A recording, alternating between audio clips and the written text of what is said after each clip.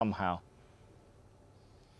I'd love to believe that, but Tony Blair, for example, said about Saddam Hussein, never again will we allow such a thing. And they did.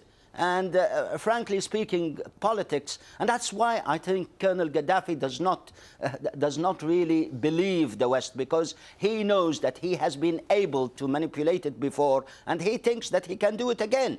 And therefore, yes, I would like to see the world stand on values, on moral issues, rather than on politics. I'd like to see that, definitely, and I would like to see it extend to everywhere else in the world, and not just by picking and choosing. Sami, do you think it would be more effective if the ICC perhaps took some action against mercenaries, and that might discourage what seems to be one of the few elements which are still backing Muammar al-Gaddafi in these alleged human rights abuses? I mean, that would be one thing. And I mean, I don't want to be seen as saying that ICC investigations is wrong. That's definitely a step, but the issue is the effectiveness. And the issue is that we could be working on investigation, but we can also be working on this channels of exile. And also the fact that at the end of the day, the international community, with the US at its helm, basically, is trying to capitalize on this moment. And they've been delegitimizing the UN and the international system all this time, and now they're trying to pick up and appear as the saviors of the Libyan people. And the Libyan people are working really hard to try to free their own country. And this is the first time in a long time, if ever, that you have a people's movement without a vanguard working to remove their leader and their regime.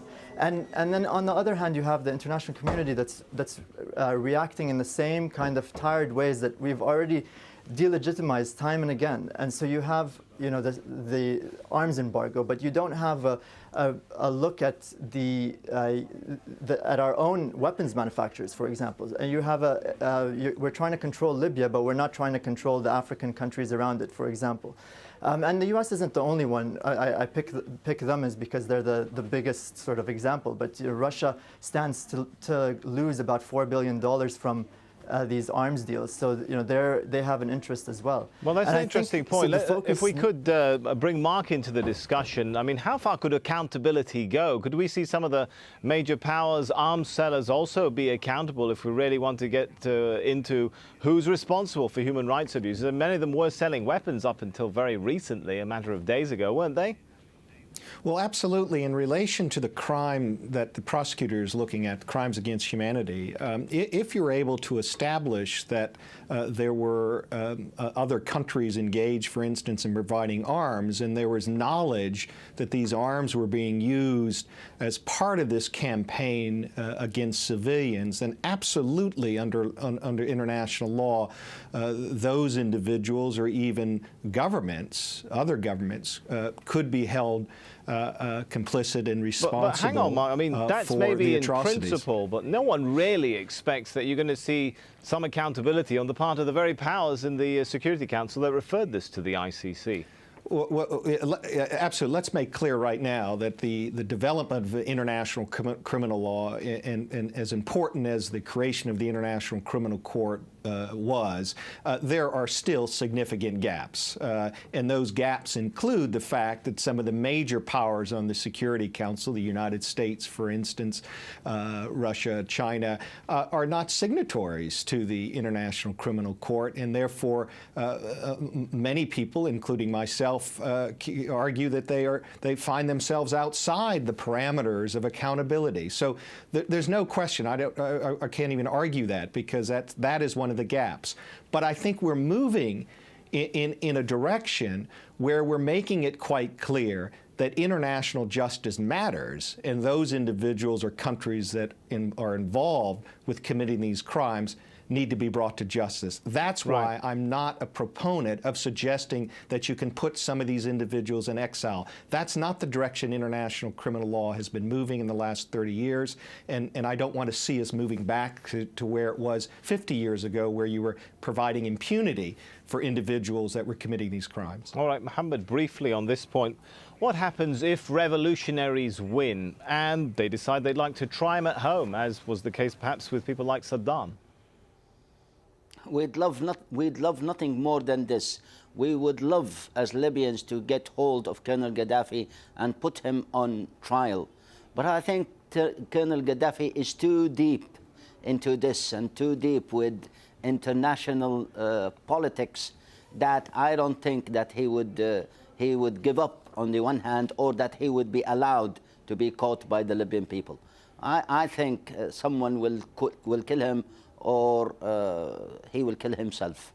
All right, I guess time will tell how this saga is going to develop and end. We'll have to thank our guests for joining us. Mohammed Abdel Malik, Chairman of Libya Watch. From Oxford, Sami Hermes, a visiting fellow at St Anthony's College at Oxford University. And again from London, Mark Ellis, Executive Director of the International Bar Association. Thank you all, gentlemen, for joining us. And thank you so much for joining us here on this edition of Inside Story. As always, we welcome your comments and suggestions. Feel free to email them to us at insidestory@aljazeera.net. For now, it's goodbye.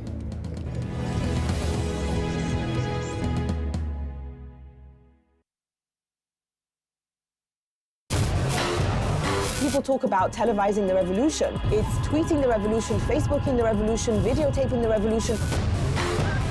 A new world driven by new media. This is a very peculiar moment in media history. Nobody can force me in 2011 to watch whatever I don't want to watch. Analyzing the media's role in shaping modern history. The Listening Post, at this time on Al Jazeera. As protests, violence, and the call for political reform spreads across the Arab world, Al Jazeera's in-depth coverage of events on the ground brings you the news as it breaks. Ongoing coverage of the Libya uprising on Al Jazeera. From local traders to international finance, it's commerce that makes the world go round. For global companies and developing markets, communication is the currency, and information is the most valuable commodity. Counting the cost at this time on Al Jazeera. A debilitating condition afflicting millions of women across the developing world. Sometimes it is not possible to cure a patient with fistula. We have to prepare her psychologically. Revealing the human stories behind fistula and its intimate connection to poverty. A powerful new series exploring global maternal health. Birthrights, at this time on Al Jazeera. If you're a Nokia user, you can download Al Jazeera's news widget from Nokia's Ovis store.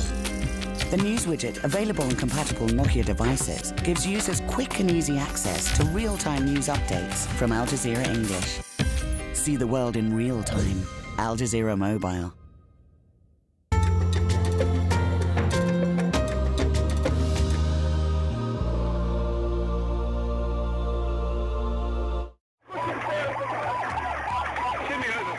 Fighting back, forces loyal to Libya's leader claim they're back in control of Al-Zawiya.